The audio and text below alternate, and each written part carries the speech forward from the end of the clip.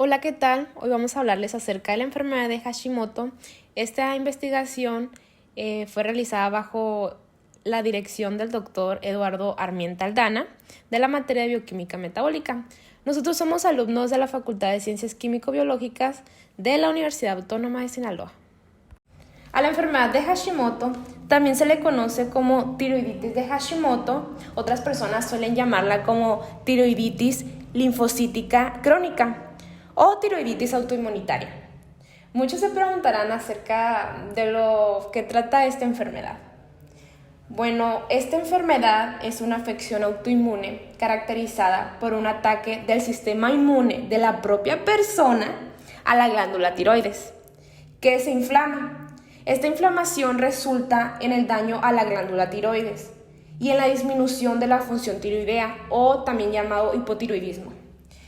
Esto significa que la glándula no va a producir la suficiente hormona tiroidea para satisfacer las necesidades del cuerpo humano.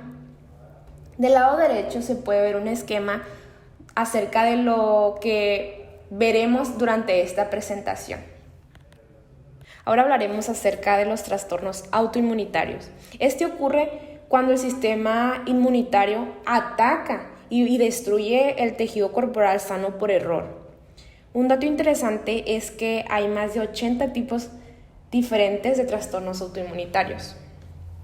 Dentro de su desarrollo, las células sanguíneas del sistema inmunitario ayudan a proteger al cuerpo de sustancias nocivas.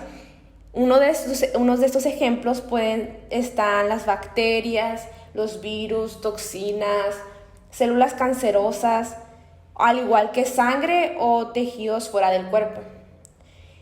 Estas sustancias contienen antígenos. El sistema inmunitario produce anticuerpos contra estos antígenos, que le permite destruir estas sustancias dañinas. Cuando se tiene un trastorno autoinmunitario, el sistema inmunitario no sabe diferenciar entre el tejido sano y antígenos potencialmente nocivos. Como resultado de esto, el cuerpo provoca una reacción que destruye los tejidos normales. La causa de los trastornos autoinmunitarios se desconoce.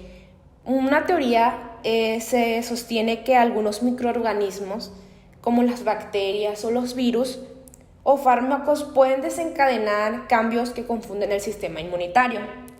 Esto puede suceder con mayor frecuencia en personas que tienen genes que los hacen más propensos a los trastornos autoinmunitarios. Estos trastornos ocasionan destrucción en el tejido corporal, crecimiento anormal de un órgano o también cambios en el funcionamiento de órganos. La tiroides es una glándula en forma de mariposa que se encuentra en la base del cuello, justo debajo de la nuez de Adán. La glándula de tiroides pertenece al sistema endocrino. Su función consiste en producir la cantidad necesaria de hormonas tiroideas para satisfacer la demanda de los tejidos periféricos. Las hormonas tiroideas intervienen de forma decisiva en el desarrollo del cerebro, en el crecimiento somático y en la regulación de numerosos procesos metabólicos. Esta glándula humana consta de 2 lóbulos situados a ambos lados de la porción de la tráquea superior, unidos por una banda delgada del tejido, que es el istmo, en el que en ocasiones presenta un lóbulo piramidal y normalmente pesa entre 15 y 20 gramos. Más sin embargo, cuando por diversas circunstancias se produce un aumento del tamaño de la glándula tiroidea, que se denomina bocio, puede pesar varios cientos de gramos más. Su irrigación está dada por medio de 2 arterias: la arteria tiroidea superior, que proviene de la arteria carótida externa, y la arteria tiroidea inferior, que esta proviene de la arteria subclavia. Histológicamente hablando, la glándula tiroidea se compone a través de una agrupación de unidades esféricas denominadas folículos.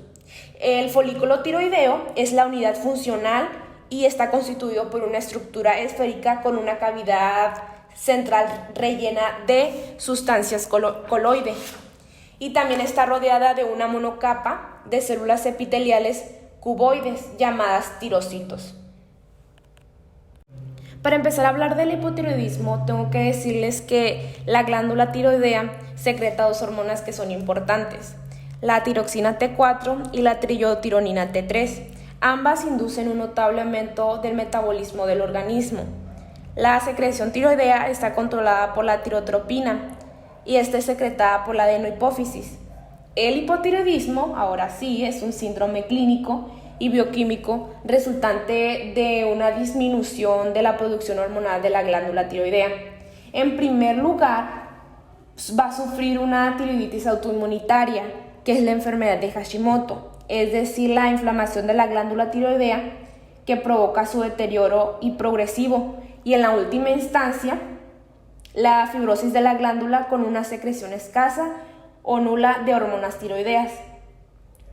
La elevación de la tirotropina es el hallazgo bioquímico cardinal del hipotiroidismo. Los niveles circulantes de T4 libre por debajo del valor de referencia en combinación con una tirotropina elevada definen lo que se le conoce como hipotiroidismo manifiesto, también denominado clínico o franco debido a la aparición de signos y síntomas en el paciente. Si en cambio la T4 libre es normal y la tirotropina se encuentra elevada, el hipotiroidismo se rotula como un subclínico, tirotropina o leve, dado que el cuadro suele ser poco sintomático. Dentro de las afectaciones en el metabolismo causadas por la enfermedad de Hashimoto, enlistamos las siguientes 4. Hablaremos primeramente de las afectaciones en las vías metabólicas del cuerpo.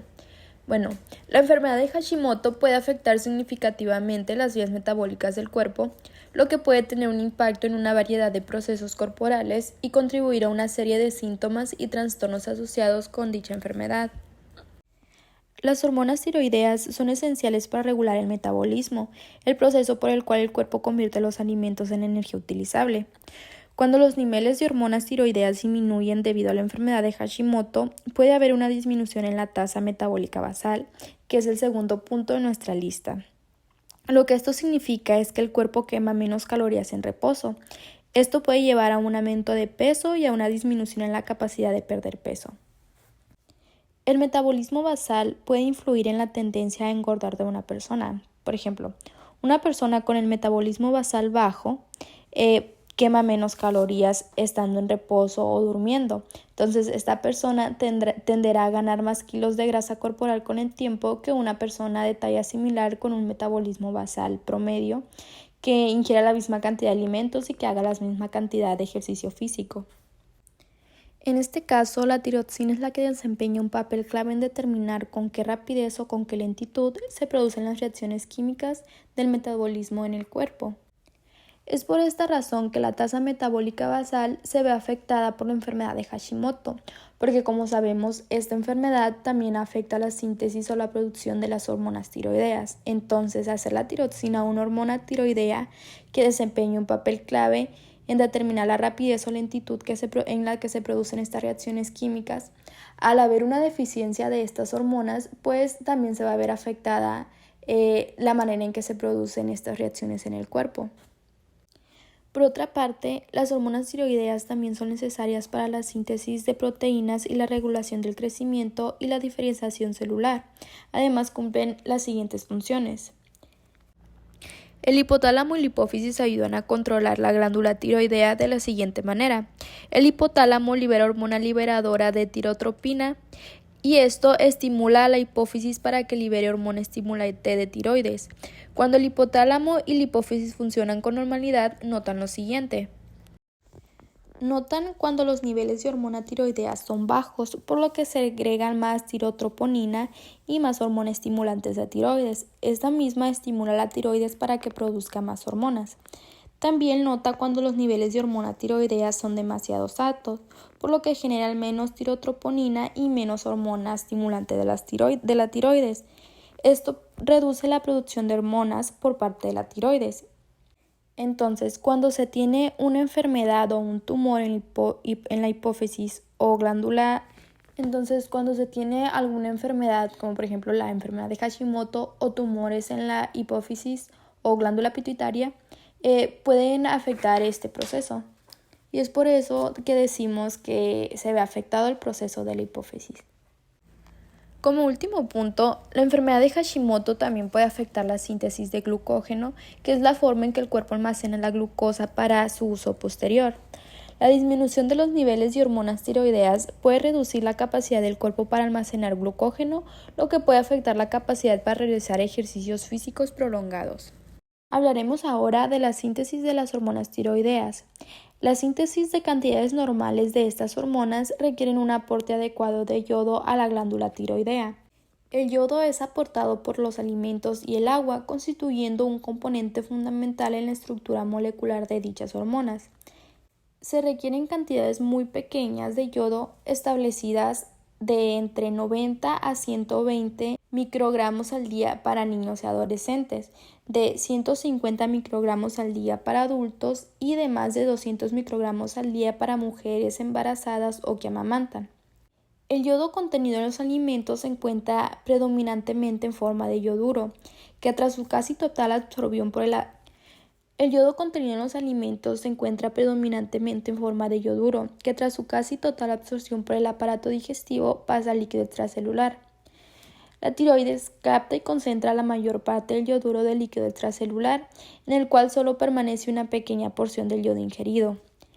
En los seres humanos, la mayor parte del yodo se encuentra en la glándula tiroidea y el resto se sitúa en el líquido extracelular, en el denominado fondo común del yoduro. El yodo entra a este fondo común por 3 vías. Puede ser proveniente de los alimentos, desde el tiroides por difusión o desde los tejidos tras liberarse yoduro mediante la desyodación de las hormonas tiroideas, mientras que sale de dicho fondo común por 2 vías, que es por captación tiroidea o por eliminación a través de la orina, que aquí se elimina el 90% del yodo ingerido. Aquí les mostramos las estructuras de las hormonas tiroideas y las vamos a describir cada una de ellas. Existen 2 tipos de hormonas tiroideas activas biológicamente. La primera es la que se logra ver en color rosa, que es la tiroxina, también llamada T4 o abreviada de esta manera, que corresponde al 93% de la hormona secretada por la glándula de tiroides. Y la segunda, la que está en color verde, es la triiodotironina, también llamada T3. Ambas están compuestas por 2 anillos bencénicos unidos por un puente de oxígeno, uno de los cuales tiene una cadena de alanina y el otro un grupo fenilo. Existe una diferencia entre la T4 y la T3. Esta diferencia es que la T4 tiene 2 átomos de yodo en el anillo del grupo fenilo y la T3 solamente tiene 1. El yodo está representado por los círculos gris que se pueden ver en la imagen. Existe también una tercera hormona tiroidea. Esta es la triiodotironina inversa, también llamada RT3. Se dice que esta hormona es la forma inactiva de la T3 porque no posee actividad biológica. Para hablar acerca de cómo la enfermedad de Hashimoto afecta, disminuye o interfiere en la función de las hormonas tiroideas, primeramente tenemos que saber cuáles son estas funciones. Es por eso que aquí hablaremos de manera detallada de estas mismas. Como bien sabemos, las hormonas tiroideas afectan a todas las células y a todos los órganos de nuestro cuerpo. Demasiada hormona tiroidea acelera los procesos y demasiada poca hormona tiroidea desacelera estos mismos procesos. Las hormonas tiroideas cumplen las siguientes funciones. Controla la velocidad a la que el cuerpo quema las calorías, es decir, el metabolismo. Esto afecta la manera en la que la persona engorda o adelgaza. Incluso pueden desacelerar o acelerar los latidos del corazón. Pueden también elevar o bajar la temperatura corporal. Variar la velocidad a la que los alimentos se mueven por el tubo digestivo. También afectan en la fuerza muscular y controlan la velocidad a la que el cuerpo reemplaza las células que mueren. La disminución de la producción de estas hormonas en la enfermedad de Hashimoto puede inferir con todos estos procesos y contribuir a una enfermedad de síntomas como la fatiga, la debilidad muscular, la disminución de la capacidad de concentración y muchos otros síntomas más que hablaremos más adelante. En esta parte hablaremos de los efectos de las hormonas tiroideas en el metabolismo de los hidratos de carbono. Son otras funciones o acciones que nos parecieron también importantes y que además son producidas por el efecto directo a través de la influencia de otras 46 sustancias, y estas son las siguientes. Como primer punto, regulan la acción glucogenolítica y gluconeogénica de la epinefrina. Potencian también la acción de la insulina en la síntesis del glucógeno y en la utilización de la glucosa en los tejidos periféricos. Además, aumentan la absorción de glucosa y galactosa en el intestino delgado y, por último, aumentan la captación de la glucosa en el tejido adiposo y en el hígado. El siguiente tema a explicar es metabolismos de las hormonas tiroideas. Las hormonas tiroideas pueden ser metabolizadas por distintas vías. Estas pueden ser por desyodación, sulfatación, conjugación con ácido glucurínico, descarboxilación y desaminación. La desyodación, como se verá más adelante, representa la vía metabólica más importante, tanto cuantitativa como cualitativamente, de transformación de las hormonas tiroideas. Casi el 80% de la tiroxina se metaboliza mediante este mecanismo. La primera vía a explicar es la desyodación, que esta constituye la vía más importante de metabolización de las yodotironinas y está catalizada por una enzima denominada desyodasas, de las que se conocen tres tipos, D1, D2 y D3. Las desyodasas pertenecen al grupo de las selenoproteínas. Estas enzimas actúan a su vez sobre los metabolitos generados de la desyodación de tiroxina y triiodotironina en una serie de desyodaciones secuenciales, hasta la obtención de las moléculas de tironina que carece de átomos de yodo. Las desyodasas poseen diferentes características tales como el lugar donde originan la desyodación de las yodotironinas, la expresión tisular o las modificaciones de sus actividades en determinadas circunstancias fisiológicas o patológicas. Además de las desyodasas, se incluyen a la familia de la glutatión, peroxidasas y tioredoxin reductasas que proporcionan protección al tirocito frente a la toxicidad de un exceso de peróxido de hidrógeno. Las reacciones de la desyodación catalizadas por las distintas desyodasas contribuyen de forma esencial al control homeostático, tanto plasmático como tisular, de las hormonas tiroideas. En cada órgano o sistema, la procedencia de triiodotironina, bien de origen plasmático o por desyodación local, varía en función del tipo de desyodación que se expresa en dicho órgano. Así, en el hígado y los riñones, la mayor parte de triiodotironina procede del plasma, mientras que en el cerebro y la hipófisis se genera localmente. En el caso del cerebro, ya se conoce el mecanismo de conversión de tiroxina a triiodotironina. En el astrocito, la tiroxina se convierte en triiodotironina por la D2 y sale de la célula posiblemente por la vía de transportador de monocarboxilato 8 y monocarboxilato 10 para poder ser captada por las neuronas. Las neuronas expresan la desyodasa D3, la cual impide la activación de tiroxina y cataliza la degradación de triiodotironina. La desyodación de la tiroxina por D1 y D2 representa la principal fuente de triiodotironina, la hormona activa a nivel nuclear. El 80 al 85% de la producción diaria de triiodotironina se origina por esta vía, mientras que el 15 al 20% procedería directamente de la glándula tiroidea. La D2 constituye una fuente importante tanto de producción intracelular de triiodotironina en tejidos específicos como de sus niveles en el plasma. También la D2 jugaría un papel esencial en el desarrollo cerebral, la secreción hipofisaria de tirotropina y la termogénesis adaptativa de la grasa parda del tejido adiposo. La enfermedad de Hashimoto puede afectar esta ruta, que es el proceso por el cual el cuerpo convierte las hormonas tiroideas inactivas en hormonas tiroideas activas, que son las responsables de regular el metabolismo en el cuerpo.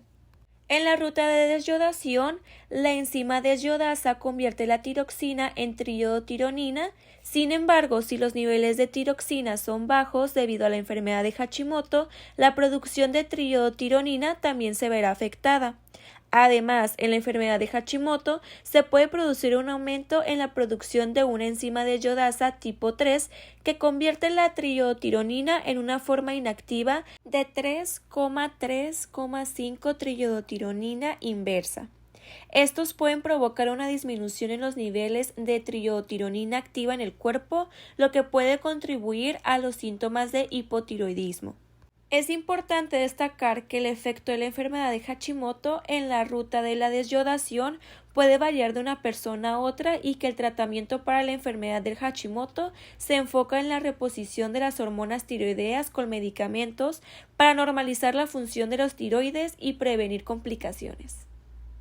La siguiente vía a explicar es la sulfatación y conjugación con ácidos glucurónicos.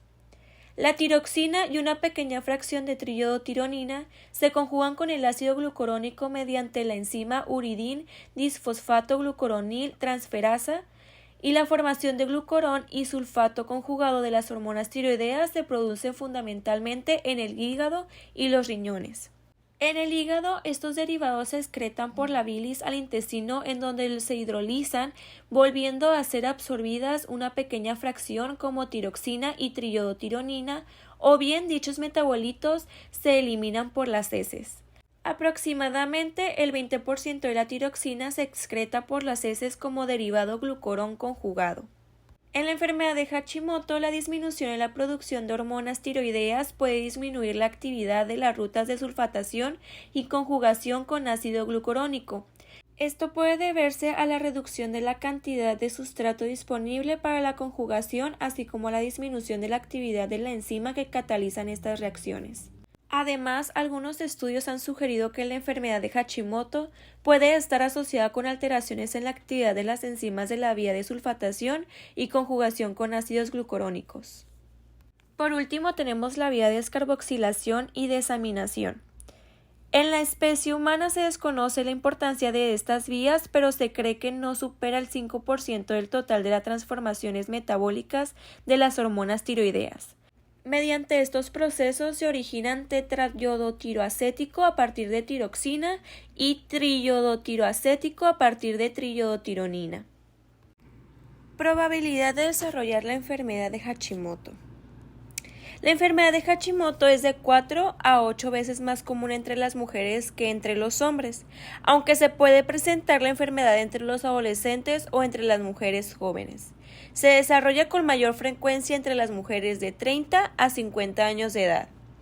La probabilidad de desarrollar la enfermedad de Hashimoto aumenta si otros miembros de la familia tienen la enfermedad.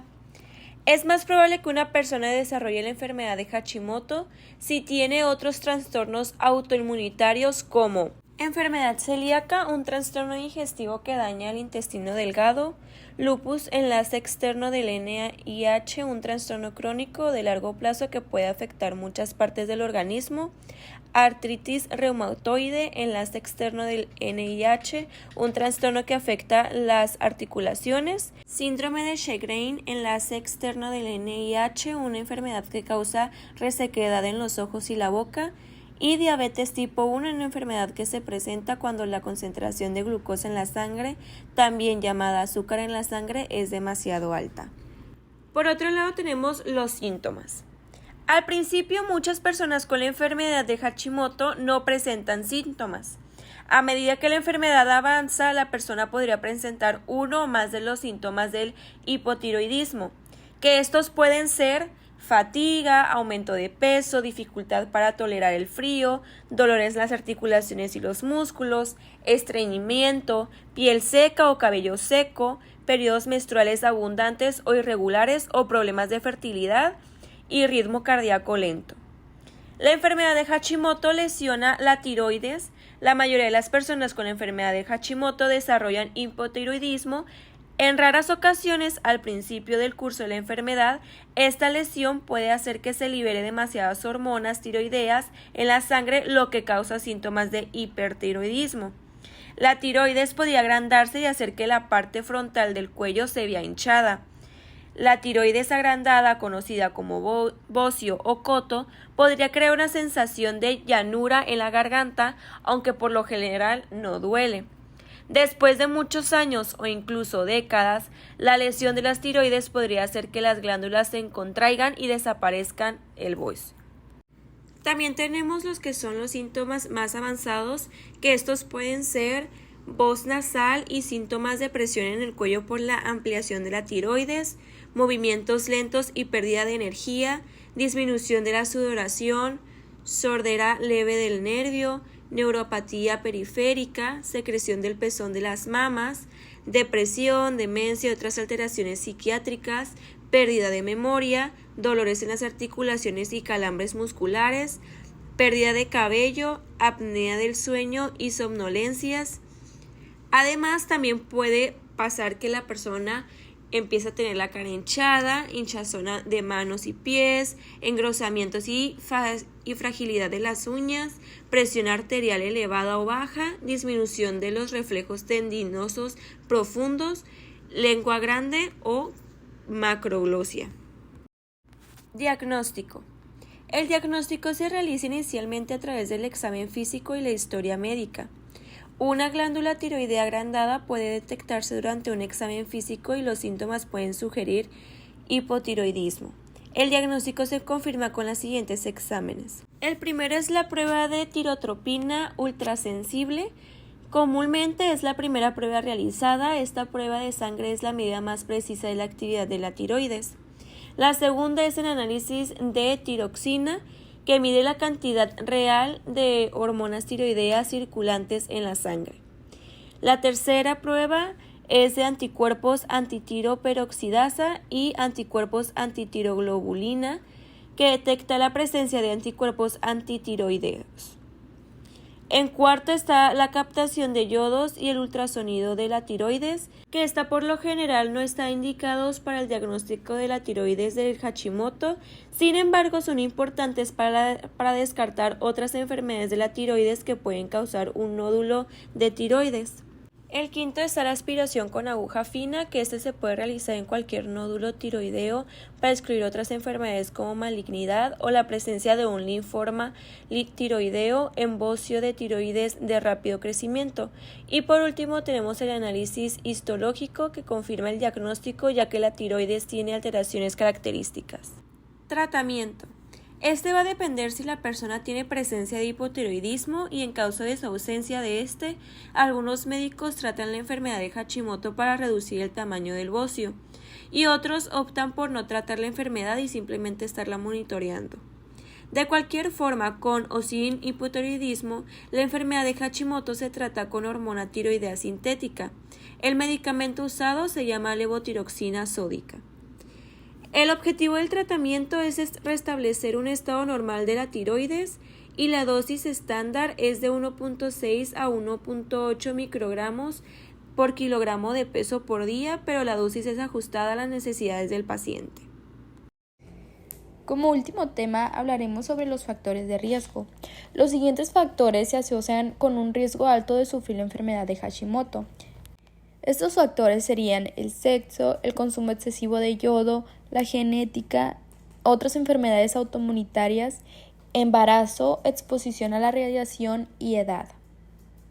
Con respecto al sexo, las mujeres son mucho más propensas a contraer la enfermedad de Hashimoto. Hablando del consumo excesivo de yodo, consumir demasiado yodo en la dieta puede ser un desencadenante para las personas que ya tienen riesgo de contraer esta enfermedad. Tienes mayor riesgo de desarrollar la enfermedad de Hashimoto si otros en tu familia tienen trastornos de la tiroides u otras enfermedades autoinmunitarias. A esto se refiere el apartado de genética y antecedentes familiares. Tienes mayor riesgo de desarrollar la enfermedad de Hashimoto si otros en tu familia tienen trastornos de la tiroides u otras enfermedades autoinmunitarias. A esto se refiere el apartado de genética y antecedentes familiares. Al igual, si tienes otras enfermedades autoinmunitarias como la diabetes tipo 1 o el lupus, aumenta el riesgo de desarrollar esta enfermedad. Cuando hablamos del embarazo como factor de riesgo, nos referimos a los cambios típicos de la función inmunológica que se presentan durante el embarazo y estos pueden ser un factor para desarrollar la enfermedad de Hashimoto que comienza después del embarazo. Las personas expuestas a niveles excesivos de radiación ambiental también son más propensas a desarrollar esta enfermedad.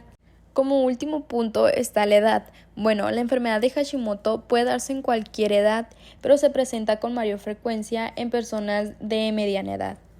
Es importante tratar de detectar la enfermedad antes de que ésta se vuelva un problema más grave, ya que recordemos que su tratamiento es costoso y largo, ya que es con hormonas tiroideas sintéticas, las cuales se toman oralmente, pero ya sería consumirlas de por vida. Finalmente concluimos que la enfermedad de Hashimoto es una enfermedad autoinmune caracterizada por un ataque del sistema inmune de la propia persona a la glándula tiroides, las cuales tienen la capacidad de almacenar y autorregular el ingreso de yodo a la misma y de desviar la síntesis hormonal hacia la triotironina ante escasa ingesta de yodo.